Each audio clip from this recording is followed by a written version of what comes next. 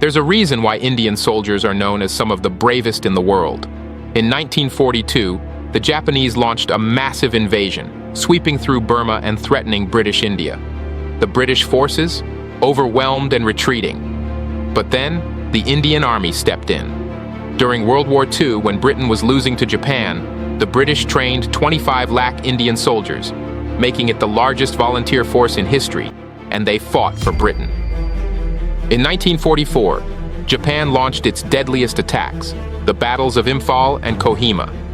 Outnumbered and outgunned, Indian troops held their ground, fighting in brutal jungle warfare for months. One of the most intense moments happened at the Kohima tennis court. Here, Indian and British troops were locked in hand-to-hand combat, fighting just 20 meters apart. The Japanese were so close that soldiers threw grenades over the net, like a deadly game of tennis. For weeks, the Indian Army and British forces held their ground, despite running out of food, water, and ammunition.